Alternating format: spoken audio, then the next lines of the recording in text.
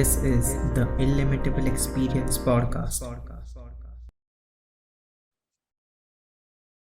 Hello and welcome to another episode of the Illimitable Experience podcast. If you're watching this video, like this video, and if you haven't subscribed to the channel, do subscribe to the channel. We are posting great content regularly. With that, today we have as our guest Helen. Hi Helen, how are you? Hi Manan, I'm good.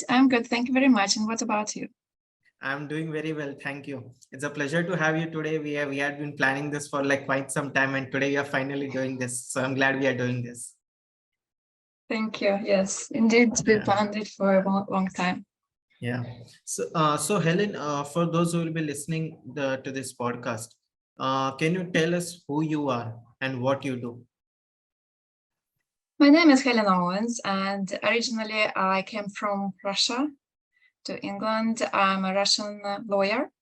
I worked in Russia as a lawyer for around 18 years, mainly for international construction projects as a head of legal department. And as such, I was doing litigation and contract drafting, etc. And then I moved to here, to England, and I did some jobs, and I was not quite satisfied with them. So then I went to University of Birmingham. I studied there for my master's degree in law, which I graduated actually last week. Officially, it is official now. So I have master's degree in law, in international commercial law, with merit.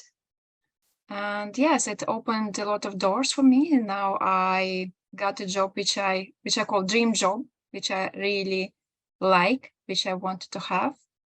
And it is actually international construction, oil and gas industry, and contract management.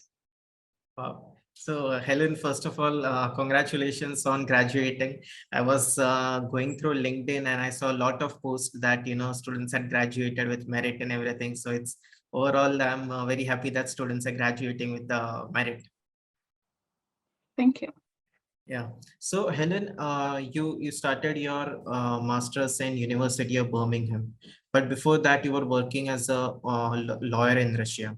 So I'm from India, so I don't know about the Russian legal industry. So can you tell us what is the legal uh, industry look like in Russia? What law system does it follow?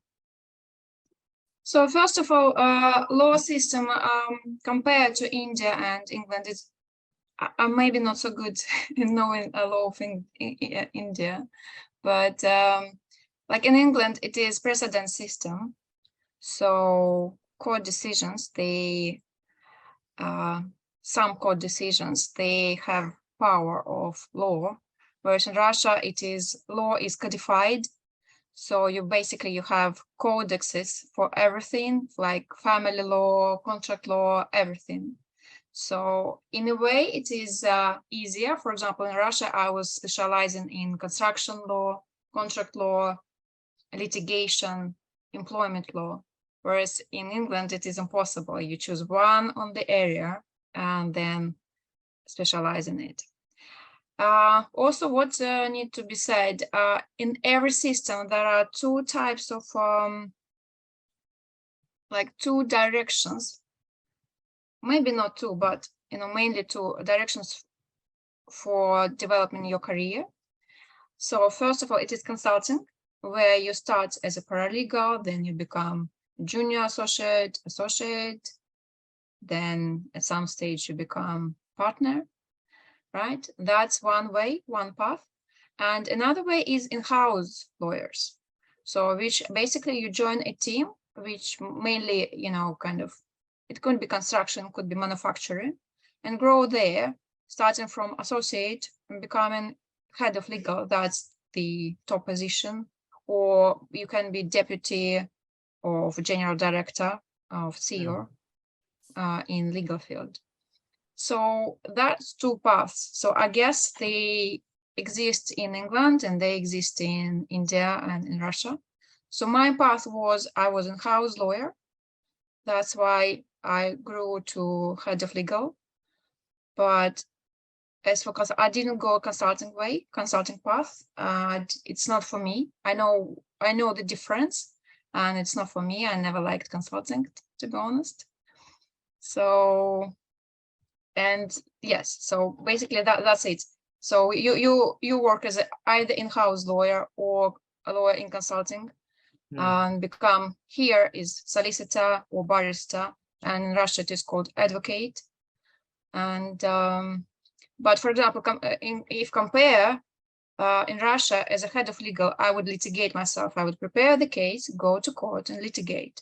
Whereas here, you can't do this. You have to be either barrister or solicitor to go to court and litigate. So that's the main difference in the system, me as a lawyer. Right. And when you say that in the Russia, like in UK, the judges are allowed to, create judgments and form laws. So what is the role of a judge in the Russian legal system, apart from deciding cases? Like, can he set a precedence? No, they only decide cases. Okay. So for law, we have legislative acts, which is mainly the main legislative acts are codes, and then there are, president decrees and government decrees, but they are not legislative acts, they are like statutes. But yes, that's the case. The court judgment won't have any legal force as law, so it will have only legal force for this particular case. Okay, got it. And how did your journey of becoming a lawyer start? Like, how does one become a lawyer in Russia? Well, I personally, I studied at university at my time. So I entered university in 1993, and at that time we needed to study for 5 years for specialist diploma, which is called it was called. So it is somewhere between bachelor's degree and master's degree. So you study for these 5 years, and when I was, I think, year 3, I started to do like apprenticeship for some advocate bureau, and I worked for them for like around 1.5 years. And after that, so whilst studying, after that I made good connections and also networking, and also I studied very well. So, and then after university, straight away, I got my first job was in a bank as a lawyer. So because I managed to combine apprenticeship is like, like trainee contract while studying. That's why I kind of, I had a very quick start as a lawyer. Wow, so you're like always dedicated and sincere towards becoming a good lawyer. Great. Yes, Now, Helen, we have worked in the Russian legal industry for 18 years, you say. So I think you have reached a stage where you have known everything there is to know about the Russian legal industry. What led you to taking this decision that now you want to pursue your master's? And not probably, start your own firm or something like that in Russia? Well, first of all, I wanted to level up my career, because I achieved being head of legal in huge international construction projects, and as such, so it's kind of I achieved the ceiling for that education I had, and I wanted to level up. So I wanted to become, either to shift my career to contract management, which is very demanding, or to become like deputy of CEO in legal field for big international companies. So I thought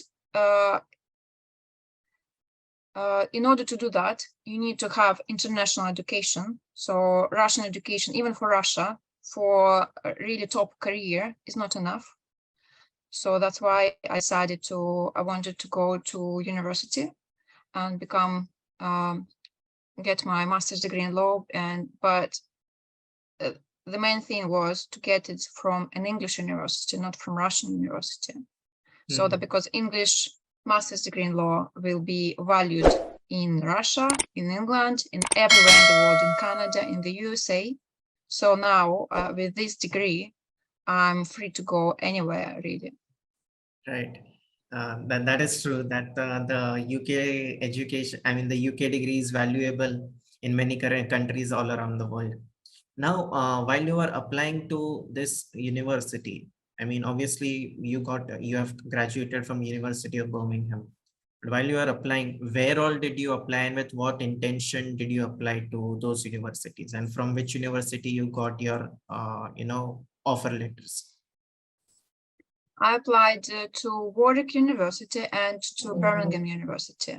So criteria why I was choosing that universities. First of all, for me, it was supposed to be Russell Group. Russell Group, it is like specific universities which have good history of in education, and they are valued all over the world. And most importantly, they are really valued in the UK. So that was my first criteria. Second criteria was I chose specific subjects which I'm interested. For example, I'm interested in international finance of international trade, and like all. So, for example, cyber law. Cyber law is very modern, like, very novice subject. Not many universities teach this. And I was really interested because for me, it was a choice between construction and IT area.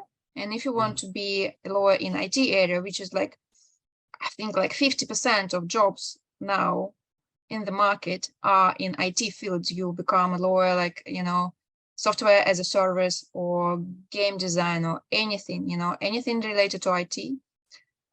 So that you need to study cyber law.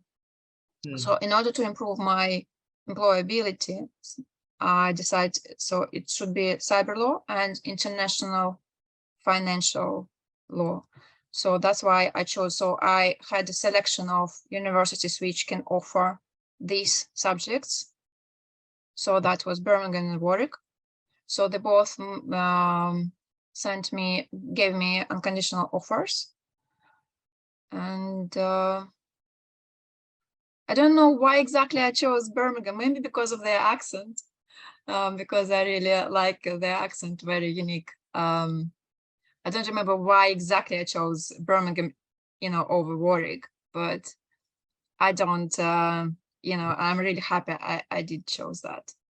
Yeah, that no problem. So I mean, that's really great that you wanted to apply to the Russell Group University. Now, since it's a Russell Group University, uh, the vibe of the university is completely different. So when you entered the University of Birmingham University, what was it like studying there? How competitive it was, or was it supportive? How were your peers? Yes, it's a good question. Actually, it was really challenging. So it's not easy at all. Not all of us graduated, to be honest, and some will be receiving some exams, I think, and they will submit their dissertation next year. But it is challenging to the extent you can do it, really. I mean, so what the most challenging for me was actually the system, because I studied long time ago, and when I studied there was no internet, and now I studied cyber law, so so it was quite different compared to the system I studied. Like everything, like library, how models are arranged, that everything is available online, and a lot of directories. That was really difficult for me, and I would say that was challenge number one. Challenge number two was the language, because English is not my mother tongue, and I really struggled at the beginning. Even though I passed IELTS for quite a good mark, I think I had 7 and 5 overall, and yet for study law it is not enough, because judgment, especially judgment from 1816, for example, their language is so difficult. And I remember, for one page, I would write down, 20 words to translate all the time. But, looking back now, contract, I'm dealing with contracts now, and so easy, just really like this, you just, okay, English it became easier. So it was worth doing. In respect of peers, I had at some stage, I felt some quite a distance because I'm a mature student, whereas most cohort of students are in their 20s, like 25-ish, and I'm in my 40s. So that's that was quite challenging. I thought I would not belong, but it didn't happen because even though I'm different age generation, but at the same time I have a lot of experience. So I could organize, for example, I organized a chat group for our peers where we could ask, questions, about lectures or seminars, something like this, or like materials. So because I'm very experienced in not only in law itself, but in organizing people, achieving common goal. So I had some advantages over youth. So overall, it was good. Right. And that is true. Even right now, when I'm studying at the University of Birmingham, the Dubai campus, and all my study, a bachelor's degree I've done with physical books. And the first few weeks with in the university were challenging because everything was on canvas. You have to refer to this material on canvas, that material on canvas. So that took me a while to get acquainted with. But right now, I'm dealing well with it, that I completely read from the canvas material provided. So I think it's not the age thing. If people who have studied with books only physically have to face this challenge when they enter the UK university. Yes, that's very true. So if I would advise, I would say spend some time with Canvas, so that you make sure you really understand how it works. And once you do it, that will be easy then afterwards. Right. And since it's a Russell Group University, Helen, what were the professors like? How were they supportive? Were they like, it's an open-ended question, I would say, but yeah, what were the professors like at the university? Well, very high standard. So we had lectures and we had seminars, and they were always helpful. You could ask them during seminars, after, or they have arranged hours in a week. You can book some time with them, ask questions. And I have specifically, my personal circumstances were not easy on me. And for example, the political situation about Russia. And so my personal academic tutor was very supportive. Well-being team was very supportive. So even, when this situation started, because I'm Russian, I can't call situation the way it is called, but okay, so I'm a little bit restricted. But when this special operations started, the university sent to me well-being team representatives who were looking after me. So even though I'm not Ukrainian, I'm Russian, but they provided great support, because of course, they understand, like everybody, understands that, people, they are not involved. We are nothing, we are not responsible for political situation. And that was really great because, watching news when some universities in the world, they would exclude Russians from studying in the universities, which was like horrible. And our university, I'm so grateful that they were not only, they could not, not only they acknowledged it, but they also supported me because they knew, like there was a lot of pressure on me because I am Russian. And yeah, it was really great experience with them because they were dealing with all the issues. They were very supportive, and professors as well. I was writing my dissertation under supervision of a professor in international financial law.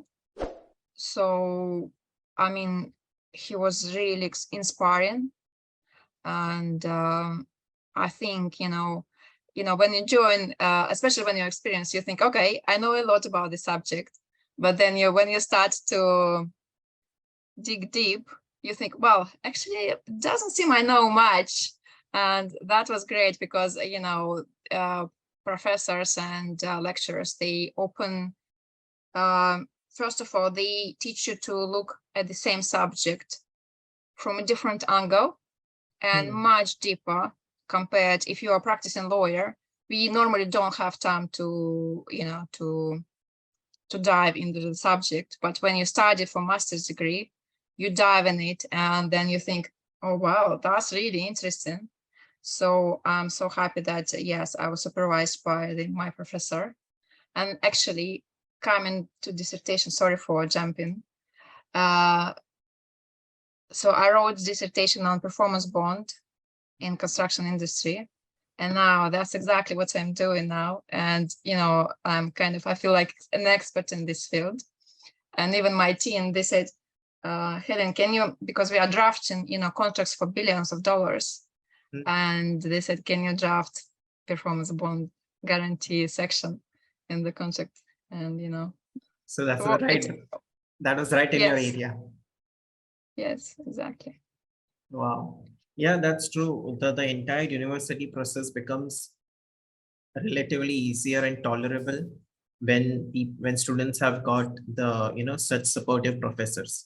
That is what even I have faced in the first semester, when the professors at the university are extremely supportive, listen to your queries, what they have, anything that they administration problem, you have anything and everything, you ask them, they'll get it done. And I think that's what makes it really great, that studying with them really is a good process. That's right. Now, Helen, you came from Russia to UK, and obviously you said there was a language barrier initially. So when a person enters this new city, Birmingham, what are the ways that people who want to get acquainted with the city can do to familiarize themselves? Well, there are many ways to get accustomed to the city. So in my personal way, in my personal life, what I did, I'm a runner. So what I normally do, wherever I travel, the first thing I do, I run a long distance, and then I have good understanding of the city. So for example, I had a map, Birmingham map, huge one. I think it was A0 format. Where I would, with marker, I will mark all the paths, all the roads I ran. So it was quite, in a year, I did quite a lot of running there. And also there are other things, the university has a lot of societies, student societies and clubs. For example, I joined hiking society, and we did a lot of hiking in suburbs of Birmingham. So we would travel not only in suburbs, we would travel to Wales, to different Peak district, etc. And of course, you engage with people, you go to some events in city, like for example, with one of my friend, we went to symphonical orchestra there, or with another one, we went to ice rink.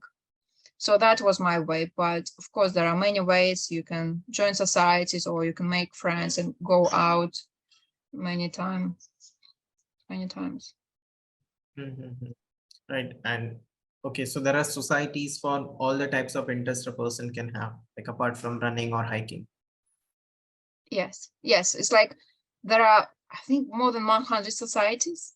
Wow. Really, it's like huge choice. It's like, to be honest, I subscribe to chess, to hiking, to sailing, and to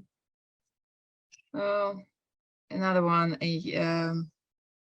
I think it was surfing, right? Surfing. But it was too ambitious. So in the end, I only did hiking and chess, but I didn't have time to do surfing and sailing. But there are like around 100 societies, like all sorts of running, basketball, volleyball, all sort of martial arts. But I don't know, like name me one, and I would. It's That's easier to uh-huh. to find if there is something you don't have. Them. There are societies which are organized by like Russians, or Russian speaking society, or French or German, just to maintain their cultural and communication inside this group. And yes, actually I was in the Russian speaking society as well. So all sorts of societies, people are dancing, making tea society, or I don't know, all sorts of things. Sounds like a very relaxed way to familiarize ourselves with the place.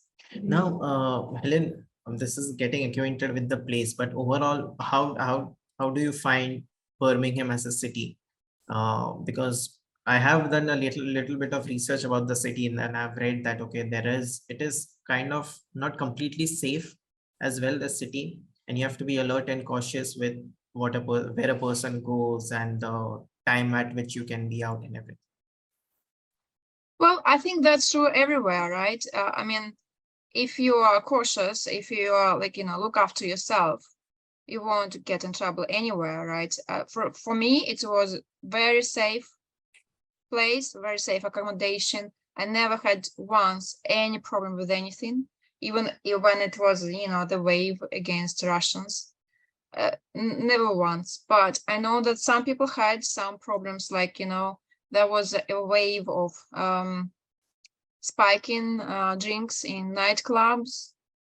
And also, I was told, there are stories that there are some kind of areas in Birmingham which are not safe. But what I would say, what I would advise, even if you want to go to nightclub, always go with your friends, so who look after you. So, and make sure you don't leave nightclub without them, because I know people whose drinks were spiked, but because their friends were around, they were able to immediately provide help, call ambulance. So nothing bad happened.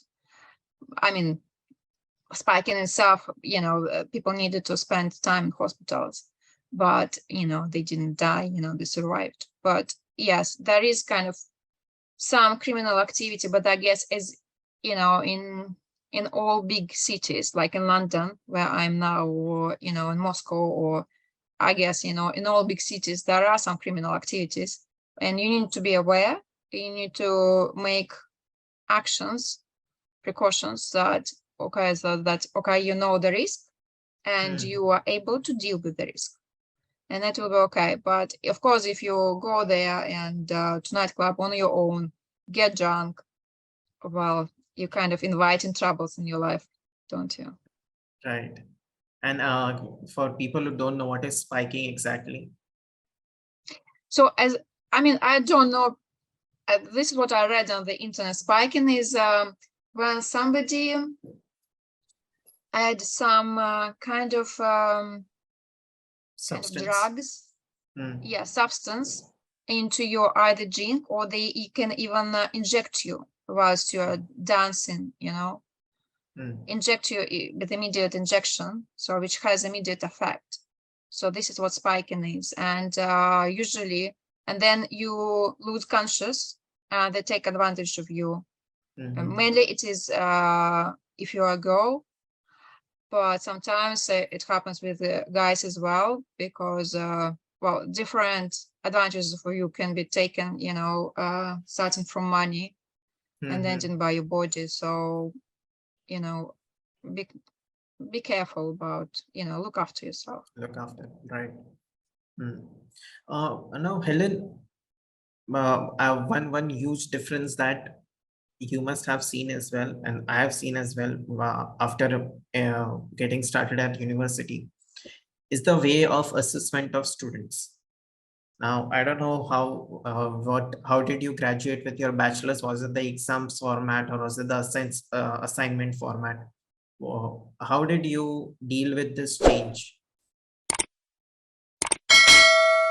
Like, uh, Can you so specify? in bachelor's, right? When you studied your bachelor's, how was your assessment done? Was the university conducted exams, or did they conduct assessments like in university? Well, in my university, first university I studied, we mainly had summative writings, Okay. and also like every subject would end up with exam, verbal exam or oral exam. Whereas here it was different, so we didn't have oral exams at all. We only had writing, and so it would be either assessment or exam type questions. So that's why, you know, the system was completely different to the one I'm from. Maybe in Russia it changed by now, I don't know, or maybe master's degree is different. I don't know how they teach it now, but yeah, that was different. Well, as I say, it was challenging. It was not easy at all. But if I had my system, kind of, critical mass of knowledge, which I call, right, which is like 33%. Once you studied at least 33% of all materials you are given, at least it is by a pass. So I would always make sure that I have this critical mass of knowledge. And then, after that, you develop your excel your knowledge. Yes. So it was difficult, but for example, I'm on my LinkedIn page, I'm writing tips how to write dissertation or how to pass exams. So, for example, one of the tip, if you have not take home exam, but if you have assessment, you have some time. So I usually send my draft of my writing to my colleagues, which I call like sanity check, and they help me to check for if I had repetitions, of my thought, if flow is good, this kind of checks they do, because well, again, like I believe in teamwork. We have like a proverb that two heads are better than one, and so kind of, but I don't ask them to proofread or to check whether my statement is correct, because that's my responsibility. Of course, it's on me, but I ask them to do, like, as I said, like I call it sanity check. So they check if the flow is okay, because sometimes you think you wrote it, but you actually didn't. You just thought about it when the work is lengthy, and sometimes you think, okay, it's obvious, but it can be not obvious for your reader. And yeah, so this is what I do. But yeah, you check, you structure your essay, you check, you make sure that you put your critical analysis. That's very important. Analysis, that's very important for legal writing. Right. Why I asked you this question is because the way we have completed our masters in India is via exams. That is how we as students are assessed. That we had to write exams that the colleges and the universities conducted. You have to pass it, and then we will be given a degree.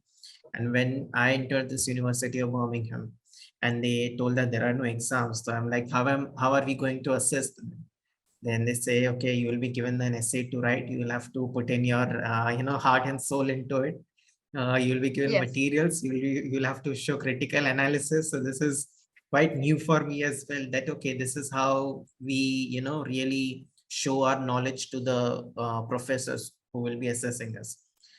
For me it was new. For some students who had already studied their bachelor's degree in Europe, for them it was not so new, because in I think Europe they have the system only where they have to write essays and not exams. So yeah, this is a new change that I am facing currently, but it's okay. I think it's a gradual process. Now, Helen, again, we'll continue this talk about the assessments. There is something called plagiarism, which we usually do. So now that you have graduated with merit, and you are already publishing your how to write essays tips, uh, can you tell the basics of writing? So First of all, yes, plagiarism is a very serious topic. That's why, for example, I would not give my piece of writing to my peers. I would Correct. only give it to my colleagues who are lawyers, who understand what I'm talking about, like in general, but who there is no risk of plagiarism, because plagiarism can be unconscious. So, for example, you read some idea in somebody's essay, and then you forgot that you read it in your peer's essay, and then you put it in your essay. That will be plagiarism. It will be penalized, and both of you will be penalized. That's why I would not engage with my peers to read my essay. Okay, and I would not agree to read their essays if the topic is the same.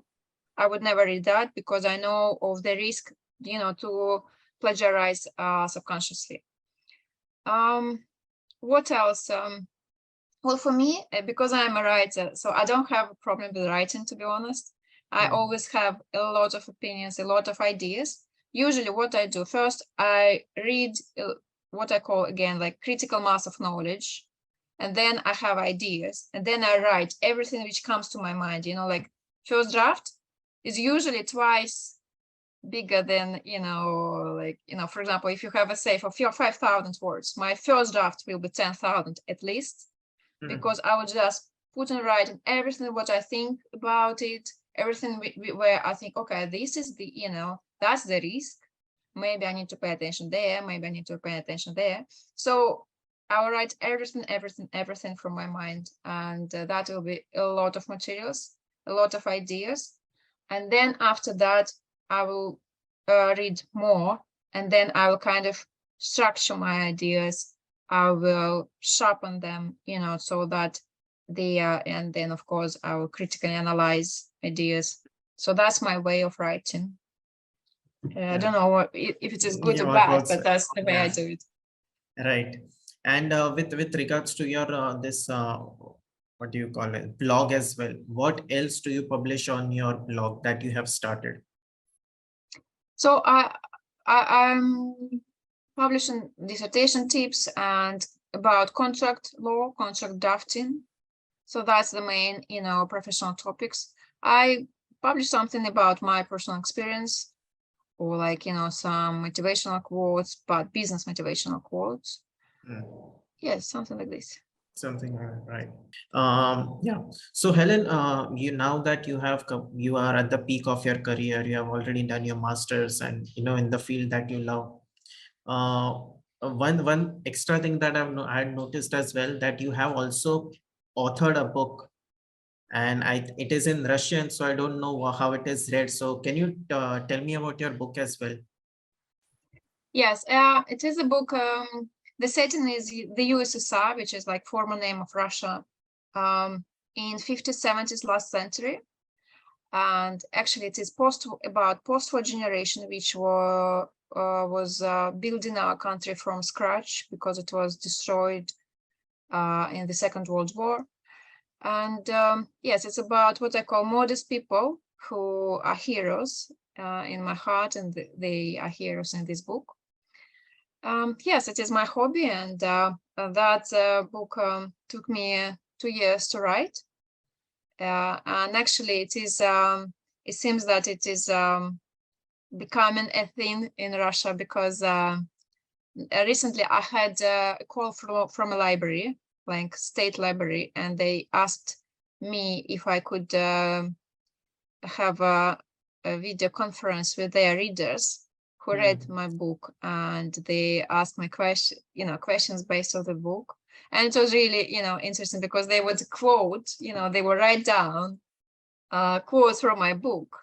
And it was like, it was amazing, to be honest, to be quoted, because people say, well, you said this and this. And it's like, I did say that. That's true. Yes. So I really like, writing, and I'm planning, they asked when I'm going to write continuation of the book. So I'm planning, that's my hobby. And actually this new year, I'm a doer, so I will be bored with partying so very quickly. So I'll be start writing my second novel. Wow. And if you could give us an idea that what will be the second book about? Is it going to be a sequel to your previous book or a new book itself? Um, Probably it will. It's difficult to say because, like, at the moment, I have 3 books in my head already, and I'm struggling which one will be the second one, because the book I wrote, the main topic is domestic violence. It's a really tough book. It's called The Bitter Taste of Salt, and actually I'm working on to make it translated into English now.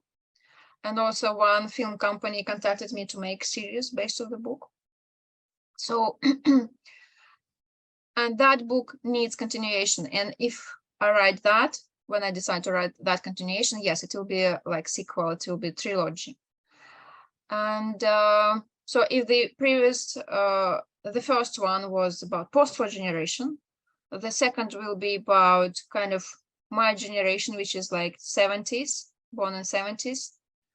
And in talking about trilogy, the third one will be probably about your generation, born in 2000 around, and immigrants, which probably because the idea of the book is to show generation. So that was post-war generation. They were heroes because they were building their country from scratch, right? So my generation was also kind of, in a way, heroes. We had different challenges. For example, in my country, we experienced collapse of the USSR, right? And like almost gangster time. So that was difficult. And my friends, some of my classmates were shot on the streets because of that collapse. So that will be a second book of the trilogy. And immigrants, like new generation, they have, the way I see it as a writer, they have their challenge because they immigrate, so they become cosmopolites. So, and whilst becoming cosmopolite, it's not only practical difficulties for people to experience, or say, for example, you moved from India to Dubai.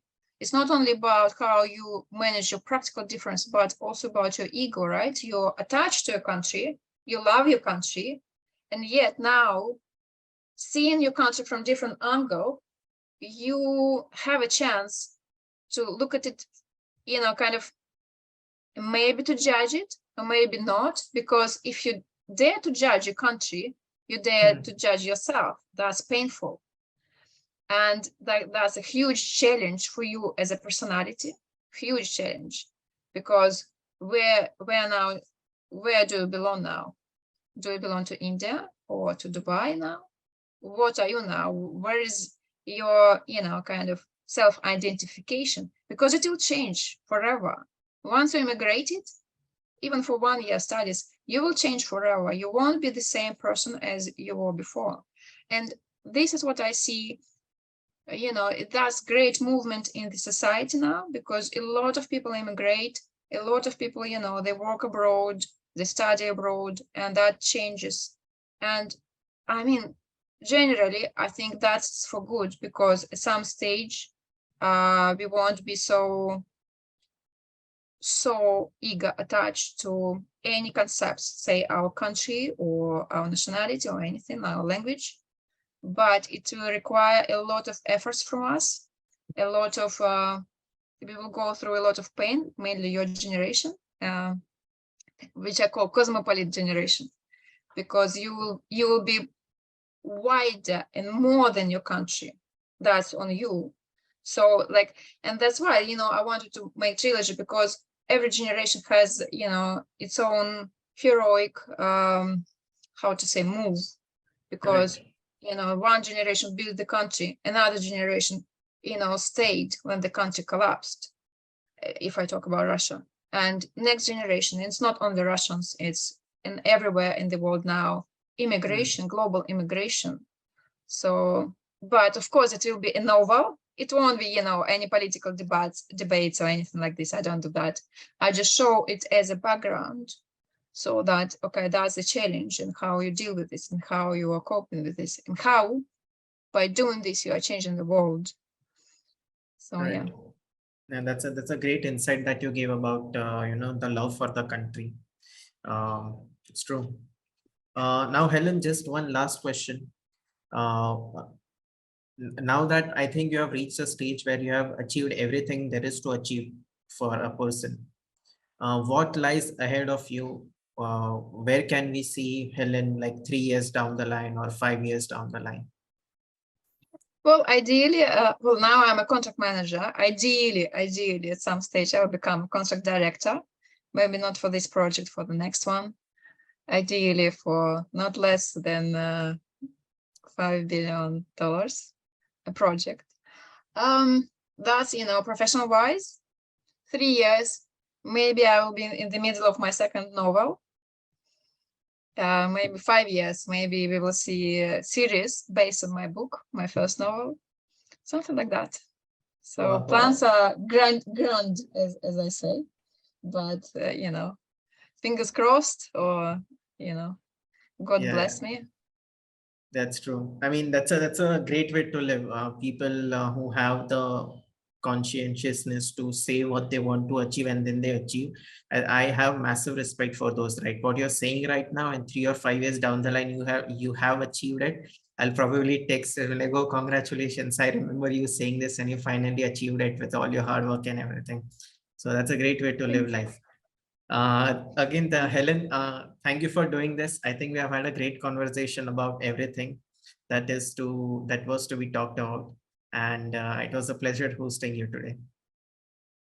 Thank you. It was my pleasure. Thank you for asking me this question. I'm really happy to share it with new lawyers to come to this world, and any younger generation. Really happy about it. Thank you.